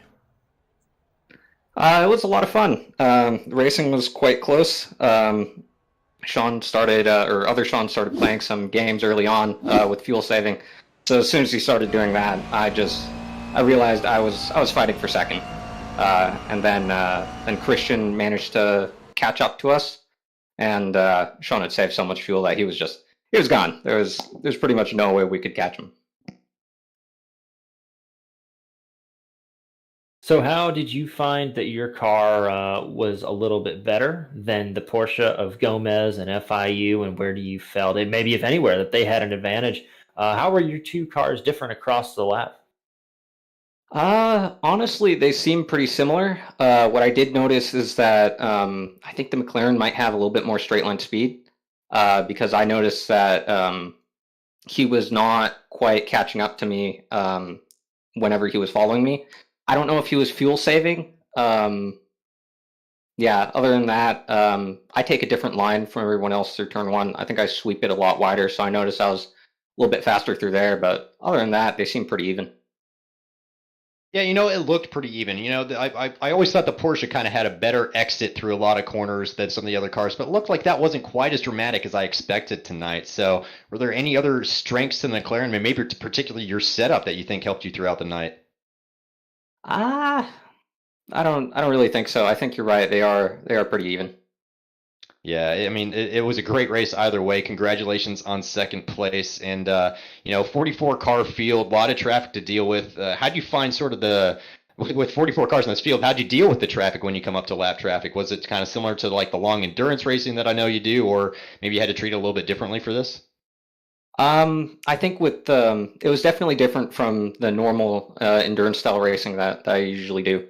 Um, there were some hairy moments in traffic, parts where I was looking right and they just kept coming right to the point where I had to really back out of it. I think that happened twice. I don't remember who it was, but it was definitely different. And kind of frustrating. Well, as frustrating as it was, came away second, so no bad feelings there for sure. Any final thoughts here? Anyone you want to give a big shout out to before we send you on your way? Yeah, I'd like to give a shout out to two people. One, Jacob Cohen, who painted this awesome McLaren that you guys are seeing. And secondly, I'd like to give a shout out to my dad, whose birthday it is today. So happy birthday to him, Right. and I'm sure he's watching at home somewhere. A pretty big birthday gift to give him the show that you put on here tonight. Sean Valendia, congrats again on that second place finish. We'll talk to you again soon. All right, thank you very much. And shout out, happy birthday to his dad as well. Sean Valendia's dad, if you're out there, hopefully you are proud of your son because he put on quite the show here tonight. And speaking of putting on a show, Sean Campbell joining us now in the booth. And what a win for you, man. How does that one feel? I think it felt pretty good. Just I don't know. It was more of a game of or a race of brains, wasn't it? Just about the fuel saving. Yeah, you certainly made it look that way. I mean, you came out of the pits, I think it was about 6 seconds ahead of the competition. I didn't expect it to be that much. How much fuel were you actually able to save? Where were you lifting across the lap to be able to save that much? Turn one for a few laps when I was behind other Sean, I guess I'll call him. There's two Seans. I was lifting at the start finish line, so I was saving a fair bit. But I think at the finish line, I had 6 liters still. Yeah, and that's very, very well done. Congrats, by the way, on taking the season opener. We know with the new point system, that's going to be very important. So, right on, congrats, and tell us what you learned through your setup and practice throughout the week. How did that translate here? By the way, the fuel saving was the big brain part of it, but also maybe the question is, what did you learn? Battling with those guys and the first 45 minutes of the race. Was the plan always to save fuel, or did you kind of see, okay, I'm not going to pull away from these guys. I need to pick option two here. I think at the very start, I tried to break away and I got to about 0.9, and then he started reeling me in. So I started fuel saving until the pit stop, and I forced him to let me go right before the bus stop early in the race. But I think just I don't know. It'll be fun for the rest of the season. I think now that the rest of the tracks aren't really about fuel saving, it'd be good battling. Well, I don't know, man. I think this one was pretty fun for us. And I think Jarrett can tell you that, yeah, we're looking forward to the next ones as well. Fuel strategy or racing otherwise. I think we've got some good stuff in store. Yeah. Well, I tell you what, Sean Campbell coming away with a win in the first race of the season. Got to feel good about the next five ahead of you there. Anyone you want to give a shout out to before you head to the InnoVetted Labs victory lane? Um, I guess shout out to Eric and Michael and Max at Neon Racing. Shout out to Flying Lap Media, and I guess that's it. All right. Well, congrats again on the win. Go enjoy it, and we'll talk to you again soon. All right. See ya. Sean Campbell right there, just cool, calm, and collected. I think he's coming down off that high of just having to concentrate hard for that entire hour. And you heard it from him. It was close on fuel, but managed to do it. And what a great one that was. Yeah, I managed to do it. Made me 1 for 6 so far this season on picking the winning driver. We'll see if I can get the rest of them done. I don't know. Maybe I just keep picking him for the rest of the season. But either way, we now have our third place finisher into the booth, Jarrett. Christian Gomez joining us from the Panther Esports team. And first of all, a great looking car for the entire Panther Esports team. You see it on your screen there now. But Christian, we saw you guys battle, and you actually had quite the start, gaining 10 positions over the course of the race. Walk us through that one, how you were able to manipulate the start and just stay safe and pick those positions up all over the night. I never failed to disappoint, do I? Oh my goodness, I got hosed in qualifying there. I didn't have a toe to go off from, so it was an uphill battle starting from P13, made all the way back to P3. Unfortunate there that the Valania got the lap traffic there for the toe because I was trying to line them there for the slingshot on the last lap for P2.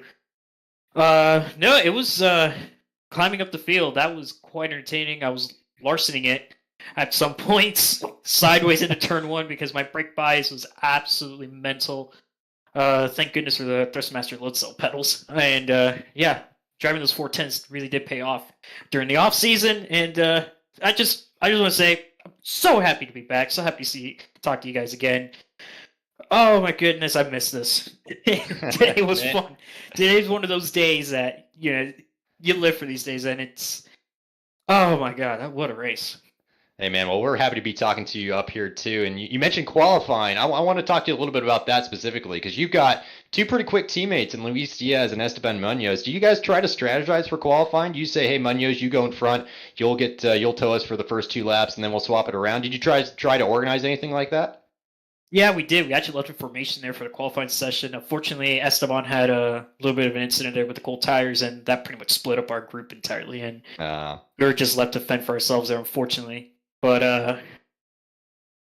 yeah, either way, it was just like I said, qualifying was just unfortunate, but I was able to make it back in the race. As far as the other guys are concerned, Esteban had a great qualifying effort. Fortunately, in the race, I don't know what happened to him, and Luis unfortunately lagged out. So positives and negatives today, obviously, but podium kind of takes a sting off of that. And, oh golly, that was fun. Oh my god, yeah, I'm speechless. I didn't know I had that in me. Well, I tell you what, I think we knew you had it in you. You guys have done well in yourself, Christian, for the FIU program and in that Porsche. So, how do you like the Porsche? And where did you like it across the lap here? Did it have the horsepower on the high banks? Was it nimble in the infield? And ultimately, right, what setup choices did you make to hang? Because it is a very different philosophy than the McLaren, but there you were carving it up with the best of them. So how did you make it happen? Turn 1. I mean, just like I said, brake bias was cranked to like a crazy degree. I had load cell pedals, so I knew I could make most of my time under braking. That's why I could eat them up in the technical bits. And yeah, unfortunately, just didn't think smart enough to save fuel. Fair play Campbell on that one. He definitely made us all look like a bunch of fools out there today. And yeah, I mean, yeah, just honestly under braking, this is going to be the car we're going to be sticking with for the entire season. Rebel Ring hopefully will favor us a little bit more.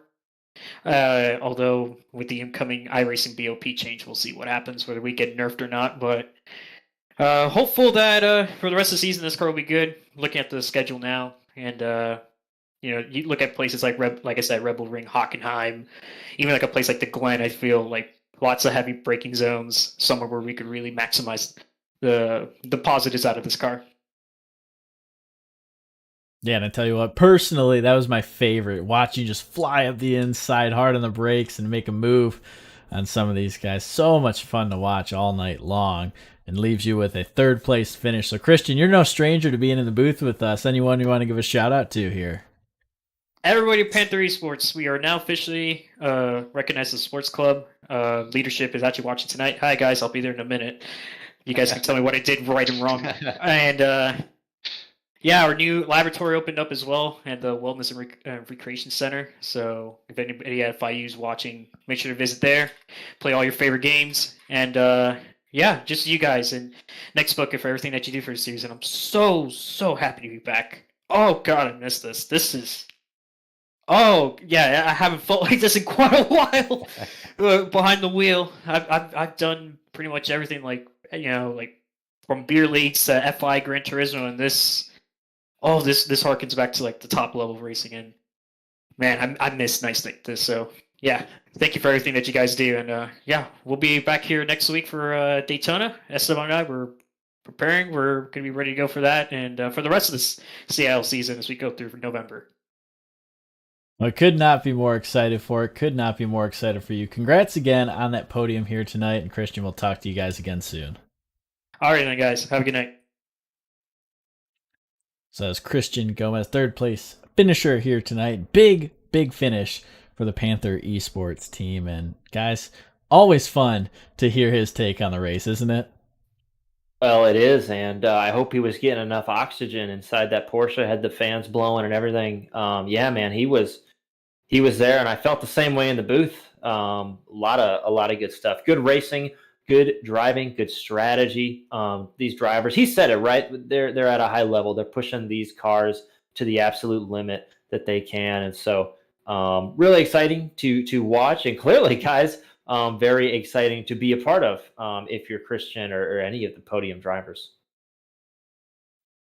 Yeah, no doubt about that. And what's so cool about the CIL currently, not only do we have students on track, but alumni as well. And one of those drivers, the top finishing alumni driver, Jeremy Rogers, going to join us up here in the booth now from Texas A&M. And a good-looking car right there on your screen. Jeremy, thanks for joining us. And take us through the start of the race, because it might have been a little hairy for you back there as well.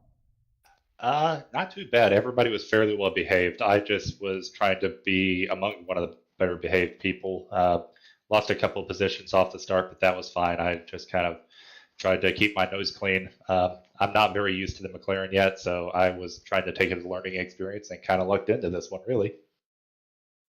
You say lucked into it, man. I don't know. I'm gonna call you a liar, Jeremy. You said you had no pace in this McLaren leading up to this race, but it sure as hell looked to me like you had quite a bit of pace in here. So was that just sort of learning throughout the course of the race? And I mean, you learned it in qualifying too. You qualified 10th, and in this field, that's pretty competitive. But yeah, so talk me through that. You learned throughout the race, or where'd you pick that up?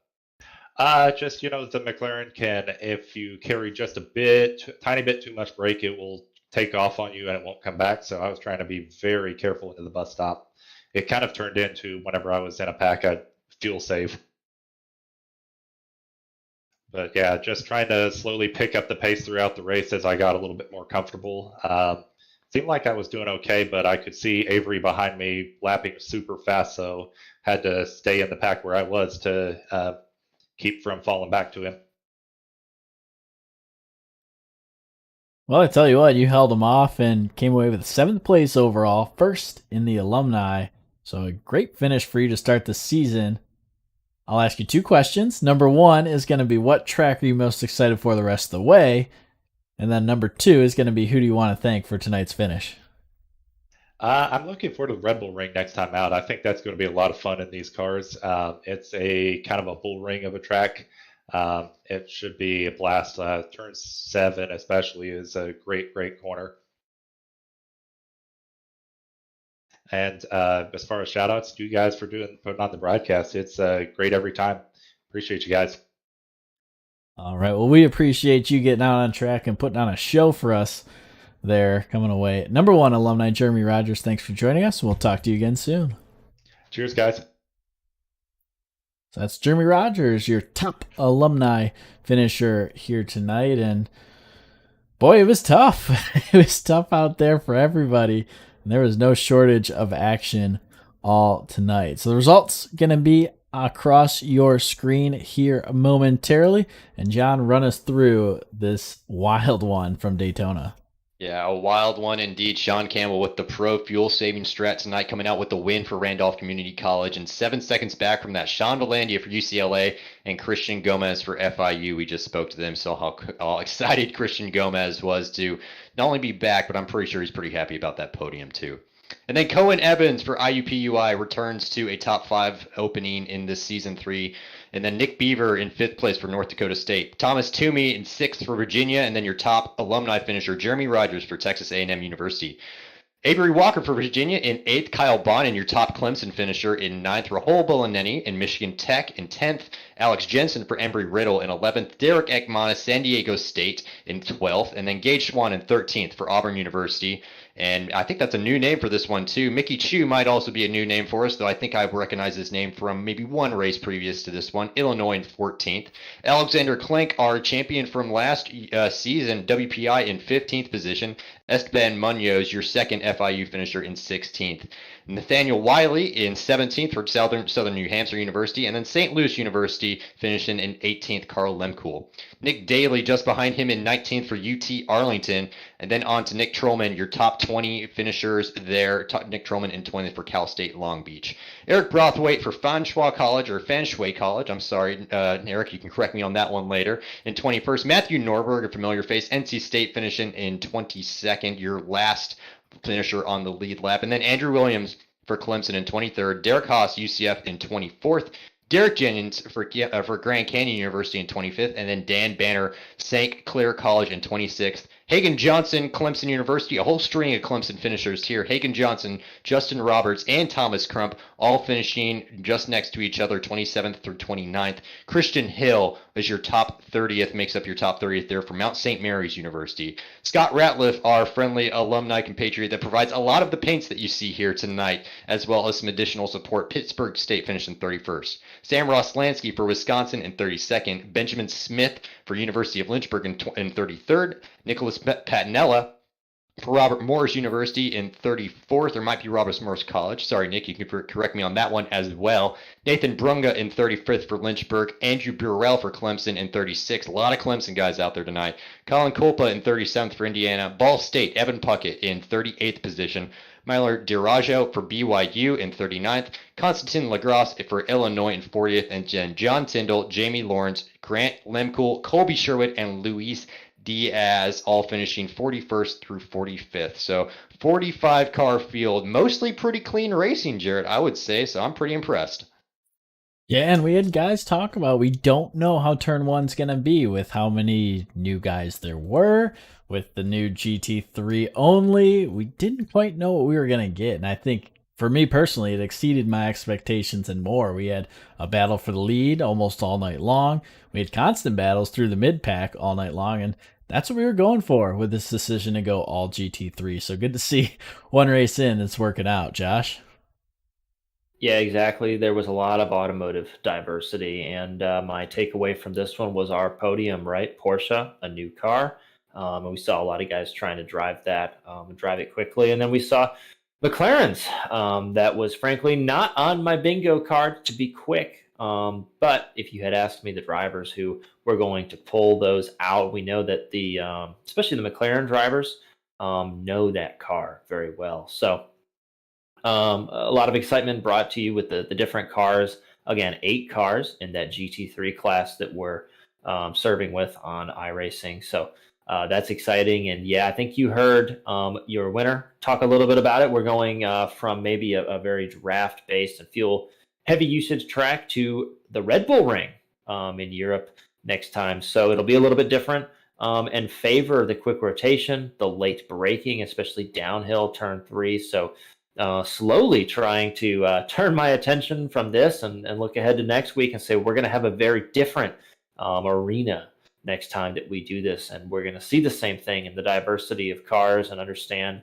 what these drivers have learned. By the way, they all are familiar now. They understand kind of how it works, and these new faces, new drivers, getting comfortable running around your competitors, right? That's very important. Both for speed and the moves that you would feel permitted to make. So that'll be exciting to see a storyline to watch throughout. And guys, I think your podium holders tonight, I think we will see them again in the near future. Yeah, I think I would agree with that. I think we got to hand it to Sean Campbell tonight for that pro strategy with all the fuel saving. I think I think he was right. There might not be any other tracks on the calendar that might work as well for that strategy as Daytona Road might. But either way, hats off to him, doing an extremely great job tonight. And then I think my other big takeaway, Jared, is just how much this obviously means to some of these drivers. I mean, we heard from Gomez, it was pretty much beside himself with excitement after that one, and that's for a P3. I can't wait to see that FIU team get a win as well. That will be pretty ecstatic. But yeah, this is starting to mean a lot to some of these guys out there. You know, racing week in and week out, and being broadcast. They want to put on a good show for all their supporters, all their friends, family, sponsors. If they're part of an esports team, it's really starting to pick up momentum with some guys. So I'm really liking what I'm seeing there. Definitely. We mentioned just how great the community is. We have guys who are in Formula SAE. We have guys who work on professional race cars. We have guys who just like iRacing. It's really everyone and in between and everyone working to get better. And that's what's so cool is they want to get better because that makes you better. Because if the guy behind you is suddenly passing you, now you got to get faster to pass him back. And we definitely have that here in the CIL working for us. So, like Josh said, if you want more CIL action, be sure to tune in 1 week's time where we go to the oval on the Daytona side. We'll be in the NASCAR Cup cars for that one, and then it will alternate between oval and road each week. So if you want to tune back in for road action, you'll have to wait 2 weeks. So not next week, but the following week as we head out to Red Bull Ring. Very different track. Should have just as good of a field for that one. So for one last time, for myself, John, and Josh here up in the booth, hope you enjoyed the presentation of the CIL here tonight, and we hope to see you again soon.